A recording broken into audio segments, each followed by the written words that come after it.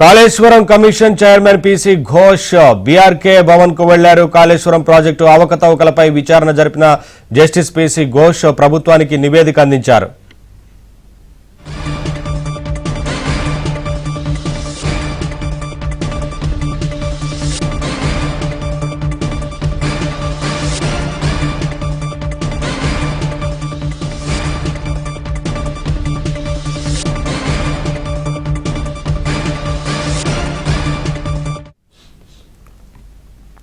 Kaleshwaram commission chairman PC Ghosh BRK Bhavan కు వెళ్లారు. Kaleshwaram project అవకతవకలపై విచారణ జరిపిన జస్టిస్ పీసీ ఘోష్ ప్రభుత్వానికి నివేదిక అందించారు.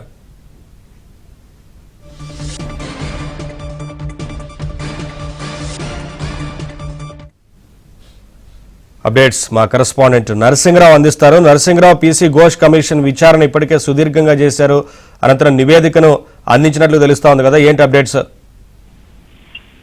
ఎస్ నవీన్, మొత్తానికి సుదీర్ఘంగా విచారణ చేసి నివేదికను సిద్ధం చేసినటువంటి పీసీ ఘోష్ ఈ రోజు తన తుది నివేదికని ప్రభుత్వానికి కూడా అందజేశారు. కొద్దిసేపటి క్రితమే నీటిపారుదల శాఖ కార్యదర్శి రాహుల్ బొజ్జాకి ఆ కమిషన్ నివేదికని అందజేశారు. సో ఆ నివేదికను తీసుకుని నీటిపారుదల శాఖ కార్యదర్శి రాహుల్ బొజ్జా ఇప్పుడే సెక్రటేరియట్ కు బయలుదేరారు. సెక్రటేరియట్ లో ఆ నివేదికని సిఎస్ రామకృష్ణారావుకి అందించబోతా ఉన్నారు. సో సిఎస్ కి అందిన తర్వాత ఈ నివేదికని ముఖ్యమంత్రికి చేరుస్తారు. సో ఈ నివేదికని రెండు షీల్డ్ కవర్లలో ఈ నివేదికని నీటిపారుదల శాఖ కార్యదర్శి రాహుల్ బొజ్జాకి పీసీ ఘోష్ అందజేశారు. సో వాస్తవానికి ఇక ఇన్ని రోజుల పాటు నెలకొన్నటువంటి ఉత్కంఠకైతే ఈ రోజుతో తెరబడింది. ఎప్పుడెప్పుడా కమిషన్ నివేదికను అందజేస్తుంది అని జరుగుతున్నటువంటి చర్చకు ఈ రోజుతో కూడా తెరపడింది. సో ఇక దాంతో ఇప్పుడు ఈ రిపోర్టులో ఏముందనేటువంటి ఉత్కంఠ అయితే పెరుగుతూ ఉంది. వాస్తవానికి గతంలో విజిలెన్స్ నివేదికను అందజేసింది, ఎన్డీఎస్ఏ రిపోర్ట్ని అందజేసింది. ఈ కాళేశ్వరం కుంగుబాటుకు సంబంధించి విచారణ జరిపి సో అందులో ప్రధానంగా విజిలెన్స్ కమిషన్ అయితే ఏకంగా 57 మంది అధికారులను దోషులుగా చేర్చింది. అందులో 17 మంది అధికారులపైన క్రిమినల్ చర్యలకి సిఫార్సులు చేసింది. 33 మంది అధికారులపైన శాఖాపరమైనటువంటి చర్యలకు సిఫార్సులు చేసింది.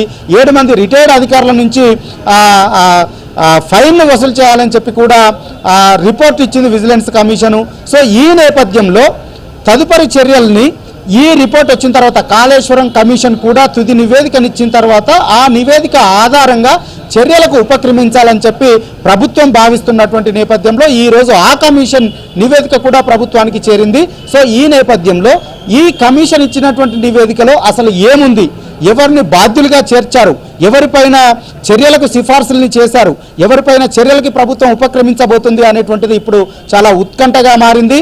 సో దానిపైన విస్తృతమైనటువంటి చర్చ కూడా అప్పుడే ప్రారంభమైంది. అయితే ప్రభుత్వానికి చేరినటువంటి ఈ నివేదిక పైన అసెంబ్లీలో పెట్టి చర్చించిన తర్వాత ఫైనల్గా చర్యలకి ప్రభుత్వము ఉపక్రమించేటువంటి అవకాశాలు అయితే ఉన్నట్లుగా తెలుస్తూ ఉంది, చర్యలు తీసుకునేటువంటి అవకాశాలు ఉన్నట్లుగా తెలుస్తూ ఉంది. సో మొత్తానికి కమిషన్ నివేదిక చేరింది. 2 బండిల్స్లో సీల్డ్ కవర్లలో కమిషన్ చైర్మన్ పీసీ ఘోష్ ఈ నివేదికని నీటిపారుదల శాఖ కార్యదర్శికి అందజేశారు. వాస్తవానికి గత ఎన్నికల ముందుట 2023 అసెంబ్లీ ఎన్నికల ముందు, శాసనసభ ఎన్నికల ముందు కాళేశ్వరం కుంగినటువంటి ఘటన అప్పట్లో దేశవ్యాప్తంగా రాష్ట్ర వ్యాప్తంగా సంచలనం రేపింది. ఆ తర్వాత 2023 అసెంబ్లీ ఎన్నికల్లో ఆనాడున్నటువంటి బీఆర్ఎస్ ప్రభుత్వము దిగిపోయి కాంగ్రెస్ ప్రభుత్వం అధికారంలోకి వచ్చింది. రేవంత్ రెడ్డి ముఖ్యమంత్రిగా పదవి బాధ్యతలు చేపట్టారు. సో కాంగ్రెస్ ప్రభుత్వం అధికారంలోకి వచ్చిన తర్వాత ఈ కాళేశ్వరం కుంగుబాటు పైన మేడిగడ్డ పిల్లర్లు కుంగడము, కాళేశ్వరము, సుందిల్లా అన్నారం, ఈ 3 బ్యారేజ్లకు సంబంధించి ఆ నిర్మాణానికి సంబంధించినటువంటి అంశం పైన ఈ కాళేశ్వరం కమిషన్ ఏర్పాటు చేసి పూర్తి నివేదిక ఇవ్వాలని చెప్పి కోరినటువంటి నేపథ్యంలో దాదాపుగా 14 నెలల పాటు సుదీర్ఘ విచారణ జరిపినటువంటి కాళేశ్వరం కమిషన్ 116 మందిని విచారించి వారు ఇచ్చినటువంటి వాంగ్మూలం ఆధారంగా ఈ నివేదికను సిద్ధం చేసి ఈ రోజు ప్రభుత్వానికి అందజేసింది. సో మొత్తానికి ఈ ప్రభుత్వం ఈ నివేదిక మీద ఎలాంటి చర్యలు తీసుకుంటుంది, ఎవరిని బాధ్యులు చేస్తుంది, ఎవరిపైన చర్యలు తీసుకుంటుంది అనేటువంటిది చూడాల్సి ఉంది. అసెంబ్లీలో చర్చకు పెట్టి ఆ తర్వాత